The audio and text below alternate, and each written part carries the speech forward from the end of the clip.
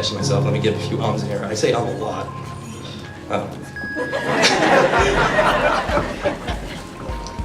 My name's Kyle Romanek, for those of you that don't know. But thank you for being here, everybody. It's a lot more than I had even expected. It's been like 7 months of just like constant working. Lots of stress and tears and everything that could come out of a human body has happened. So I made a lot of films when I was a kid growing up. Some of those people are here today, and there's a little montage that's going to show before the film, which is, it's quite embarrassing. And if the families knew what we were doing then, we had weapons, and we had the whole community involved, and we had wardrobes, and we were waging war on each other, and it's, like I said, it's very embarrassing.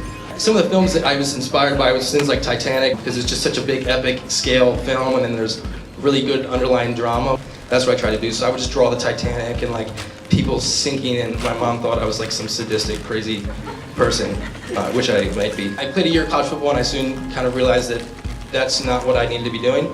And it was Lisa Hughes, who, don't get me emotional. She's been around for like 7 years of my life, and she's a big part of it. She was the one that told me to go to Full Sail University, which is a film school in Florida. And there I directed a lot of films. I ended up going to a short film corner in Cannes, the Cannes Film Festival in France. They were premiering The Great Gatsby, and you could kind of walk around, and you'd be like, there's Leonardo DiCaprio, and there's this person. And it was such an amazing feeling to be surrounded by those people. I kind of just realized that the independent world was real, and that I could do it, and that it was achievable. And that's when I wanted to make a feature film. The concept of the film, it's about a social worker that helps a runaway teen find his biological father. Lisa, as a therapist, it's based off of some of her experiences. I kind of became obsessed with therapy, how a therapist can deal with a trauma patient, not being able to personally connect with these people. And there was a few things. One of them is that therapists generally have their own therapist, which I thought was fascinating. And, is that funny?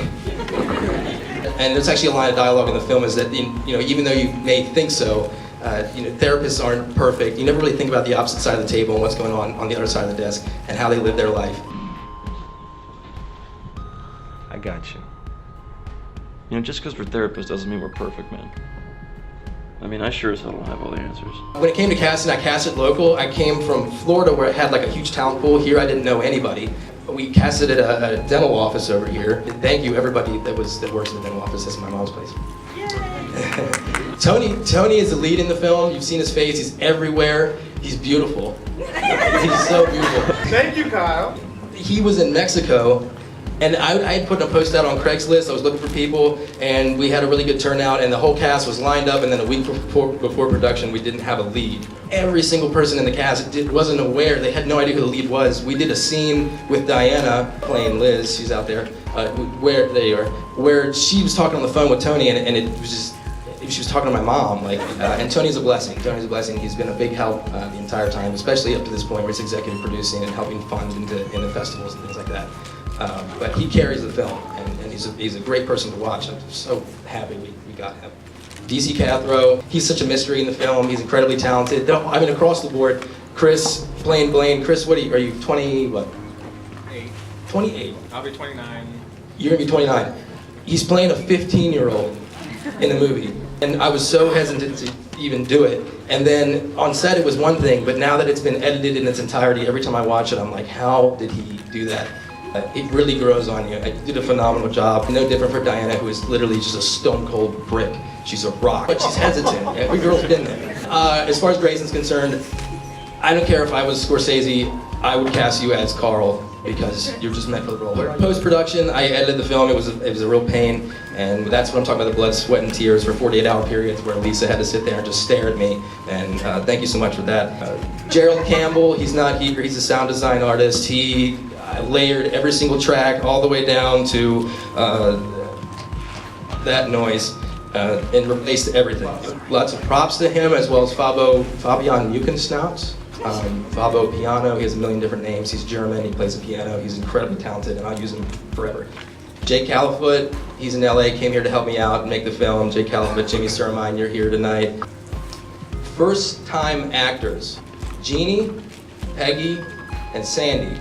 Sandy can't be here tonight either. She is an actual therapist. She works with Lisa, and she's playing the therapist. She's never acted before in her life. She's this very personable person who just comes out and is incredibly interrogational, and I can't ask for more. Both Jeannie and Peggy, who they work at a dental office. Erica Summers, those last two here. Erica Summers is my mentor. She's the one that kind of introduced me, like a year ago, she made a feture film on a pretty low budget like this. This is very low budget. And kind of helped me believe that I could actually do this. And she's helped me every step of the way, even up to this point. She's a saint. The biggest thanks has to go to my mother.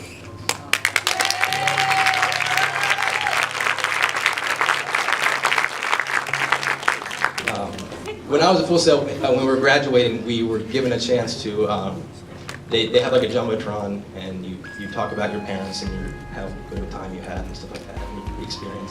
And I said all these great things about my mom. I was just going on, and I was so excited for her to see it. And when am I going to get a chance for this many people to be able to sit here and see me express myself to my mother? It came to graduation day, and they didn't show it, and they showed everybody else's. So here I am now, just saying that I love you and you're amazing. You've done. She is the most difficult but honest critic I have. When she watches my films, anything that I do, when I do something wrong, I know about it. She's a blessing and other things. Oh, I have a cameo.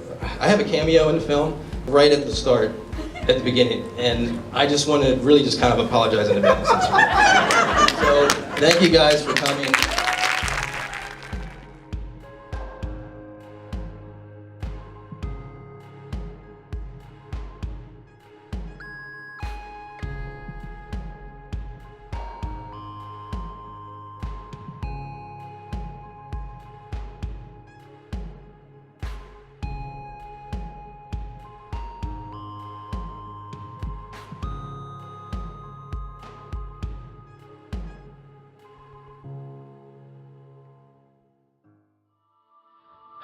I've been hearing voices lately.